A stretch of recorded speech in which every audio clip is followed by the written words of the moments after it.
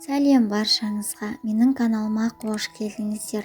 Бүгін оразаның 21-ші күні мен сіздерге өте тойымды, ауызашарға дайындалатын тағамдардың рецебін, яғни ас мәзірін ұсынғым келеді. Бұл хамир хасиб өзбек халқының өте ерекше тағамдарының бірі. Өте дәмді және тойымды, өте керемет тағам. Міндетті түрде жасап көріңіздер. Ас атасы нан демекші, ең алдымен жұмсақ әдемі батон нанымызды жасап алайық. Ұнымызды жақсылап еліктен өткіздік және осының үстіне тұз, құрғақ ашытқы салып, жақсылап бір араластырып аламыз. Содан соң жылы сумен қамыр илейміз. Мен толық мөлшерлерін төменге описанияға қалдырам. Үстіне сұйық май құйып, жақсылап жұмсақ, қолға жабысқақ келетін қамыр илеп аламыз. Артық ұн салмаймыз. Осы рецеппен өте әдемі шығады. Неге осындай қолға жабысқақ болып келеді, және осыны өзіңіздің доскаңыздың үстіне болсын, тақтаңыздың үстіне болсын, осылай 3-4 рет бастырамыз. Қамырымызды басын біріктіріп, осылай міндетті түрде жасаймыз.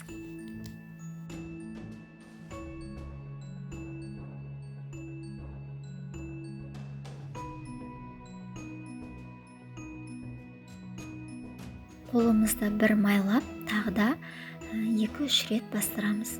Қамыр өте жұмсақ және жабысқақ болып келу керек. Мінекей осындай болып шығады. Және кең ыдысқа салып, бетін салафанмен, майлықпен жауып, 1 сағатқа ашытуға қоясыз.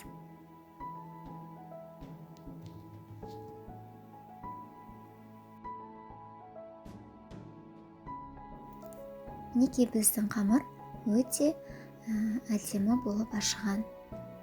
Осының үстіне кішкене ұн сеуіп, осылай түсіріп аламыз. Содан соң қолымыздың көмегімен ұнды себе отырып, жақсылап 4 бұрышты көлемге келтіріп жайып аласыз. Қамыр өте жұмсақ, жабысқақ, сол себепті ұнды пайдалана бересіз. Содан соң осыны енді рулет тәрізді қылып ораймыз. Осылай орап аламыз. Осы оралған қамырды кішкене қолымызбен үстінен басып келтіріп аламыз. Содан соң видеода көргендеріңіздей қайтадан рулет тәрізді қылып ораймыз. Енді осы оралған қамырды енді қайтадан үстіне қатты баса отырып жаямыз. Кішкене көлемге келтіріп аламыз. Содан соң дәл осы қамырды қайтадан жаңағыдай қылып, рулет тәріздес қылып орап аламыз.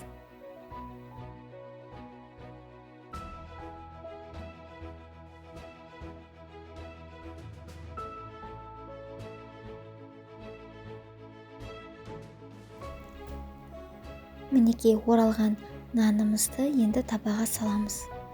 Табамыздың астын кішкене ұн сеуіп, қолымызбен жайып, батон нанымызды үстіне салатын боламыз.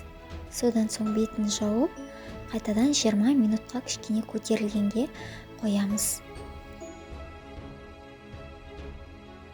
Мінекей біздің батон нанымыз өте әдемі болып көтерілді.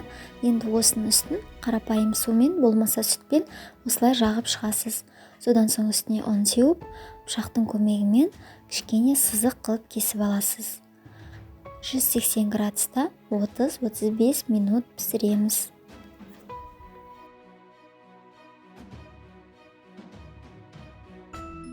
Мінекей біздің жұмсақ нанымыз әдемі болып пісті. Толығымен суытып, кесіп, дастарханыңызға қоя бересіз. Арасы осындай болып шығады. Өте әдемі, жұмсақ, дәмі де өте керемет. Тіпті ашыған кезде осындай биіктікте әдемі болып шыққан.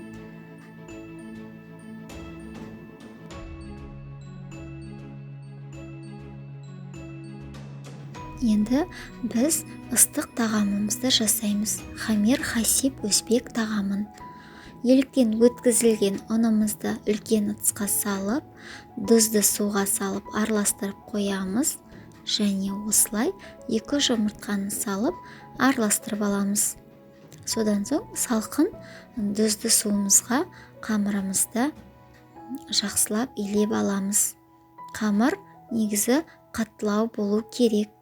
Артық су қоспаймыз, осылай қатты қылып қамыр бастырамыз.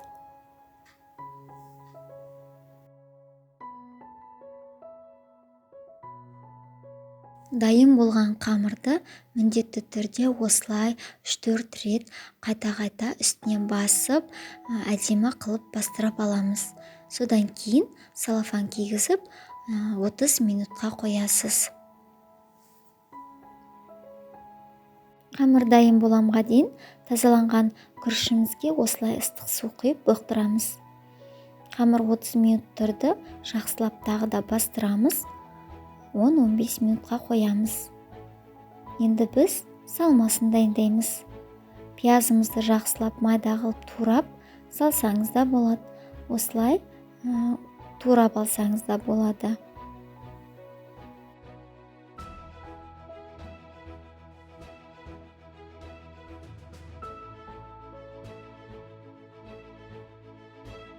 Тартылған етіміздің үстіне пиязды және бұқтырылған күрішті, тұз, қара бұрыш салып, жақсылап араластырып, салмамызды дайындап аламыз.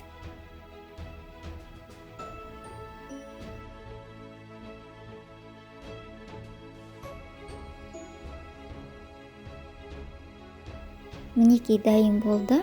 Енді қамырымызды жаятын боламыз. Мен қамырды 3-ке бөлдім. Сіздер 2-ге де бөліп жайсаңыз да болады.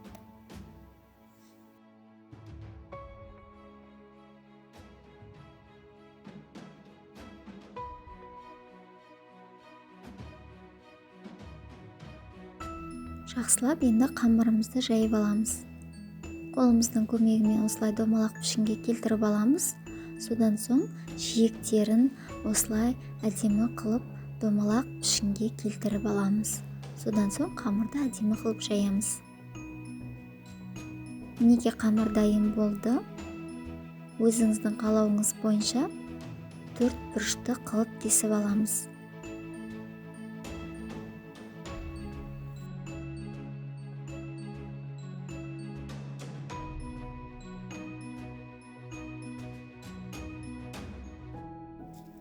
Енді салмасын саламыз. Мінекей көріп тұрғандарыңыздай салмасын мен бір бұрышына келтіріп салдым.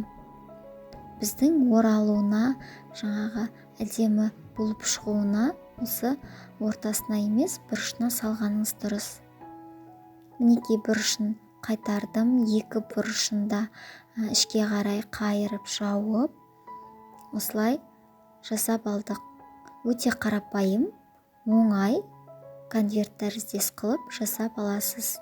2 бұрышында қамырды жабыстырып, осылай орап шығасыз. Мінекей енді біз мантабаркымыздың астын майладық.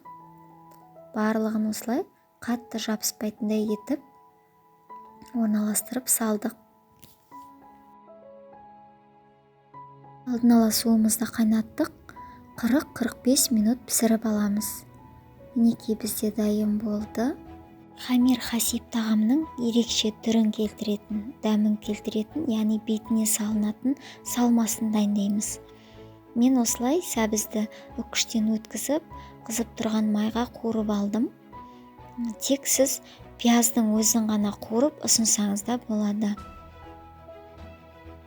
Осылай қуырылған біздің сәбізіміздің үстіне, яғни жіңішке жұқа қылып туралған пиязымызды салып қуырамыз. Содан соң үстіне 1 шай қасық томат салып, жақсылап тағы да қуырып аламыз. Міндетті түрде қуырасыздар, өйткені томаттың қышқыл дәмі болуы мүмкін. Мінекей біздің ыстық тағамымызда хамир хасиб өзбек тағамы да дайын болды. Өте дәмді, ерекше, тойымды ыстық тағам десем болады. Үстіне аскөк, болмаса көк шуа пайдалансаңыз болады. Енді біз шаймен ішуге өте дәмді, нәзік, осындай сметаник пирогын жасайтын боламыз. Дәмі енді өте керемет болып шығады. Ең алдымен керек заттарымызды алдын ала дайындап аламыз.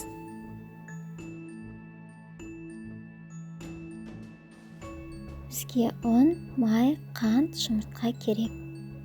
Ұнымызды, еліктен өткізілген ұнымызды осылай ыдысқа салып, үстіне қопсытқышымызды салып, қантымызды салып, жақсылап құрғақ ингредиенттерімізді араластырып аламыз. Содан соң үстіне жіңішке етіп, жұқа қылып туралған майымызды салып, қолдың көмегімен осылай үгітеміз.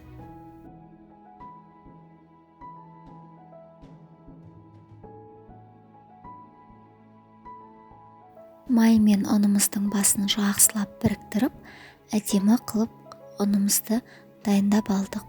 Содан соң бір жұмыртқаның көмегімен жұмсақ қылып қамыр илейміз.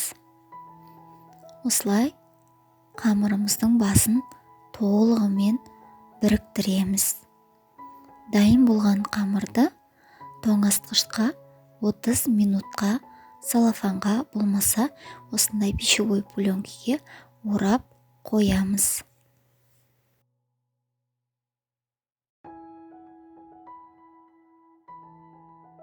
Енді біз салмасын дайындаймыз. Бізге қаймақ, 4 жұмыртқа және қант керек. Мен дүкеннің қаймағын пайдаландым. Осылай ыдысқа салып, үстіне қантымызды салып, блинчиктің көмегімен, болмаса шайыншқының көмегімен осылай біркелкі араластырамыз. Ұзақ араластыруға болмайды. Мінекей бізде дайын болды. Дайын қамырды екіге бөліп, біздің формамызға саламыз. Болмаса кольцоға салсаңыздар да болады. Үлкен бөлігін осылай астыңғы жағына салдым. Қолыңыздың көмегімен осылай жақсылап, бір тегіс қылып барлық жеріне жететіндей етіп жайып аласыз. Стаканның көмегімен бір тегістеп аласыз. Енді жандарын жасаймыз. Барлығын осылай жететіндей етіп орналастырып, қолыңыздың көмегімен осылай жақсылап жиегін жасап аламыз. Шайыншқының көмегімен осылай бір тегістейміз және үстіңгі жағында дәл осындай қылып жасаймыз. Әдемі болып көріну үшін. Енді үстіне біздің салмамызды құямыз. Енді бұны 180 градуста 35-45 минут пісіреміз. Мінекей бізде дайын болды. Өте әдемі болып шығады. Және міндетті түрде толығымен суытасыздар. Толық суытпасаңыз, ортасындағы салмасы қатпай, кішкене жұмсақ болып тұруы мүмкін. Енді біз оңай әрі тез және тойымды салат дайындайтын боламыз. Мен 2 тәлелкедей шығатын салат дайындап жатырмын. Ең алдымен шұжығымызды осындай ұзынша қылып турап аламыз. Содан соң тұздалған қиярды да дәл солай турап аласыздар. Жұмыртқамызды, асылған жұмыртқаның ағын осылай ұзынша қылып турап алдық. Барлығын осылай біркелкі турап аласыздар. Ыдысымызға шұжықты, тұздалған қиярды және жүгеріні және жұмыртқаның ақ уызын саласыздар. Енді үстіне майонез салып жақсылап араластырып аламыз. Салат өте оңай және тез. Бұл салаттың дәмі өте әдемі, ерекше болып шығады. Дайын болған салатты осылай тәлейкеге әдемі қылып салып аласыз. Мінекей, осылай әдемілеп салып болғаннан кейін біздің жұмыртқамыздың сары уызын қолымызбен үгітіп, осы салаттың үстіне сеуіп аламыз. Яғни бұл салатыңыздың түрін әдемі қылып көрсетеді және сары уызы салатқа ерекше дәм береді. Мінекей, дайын болды. Түрі де, дәмі де өте керемет. Оразаларыңыз қабыл болсын. Сіздермен Фариза. Каналға тіркеліп, лайк басып, пікір қалдырып, өз ойларыңызбен бөлісіңіздер.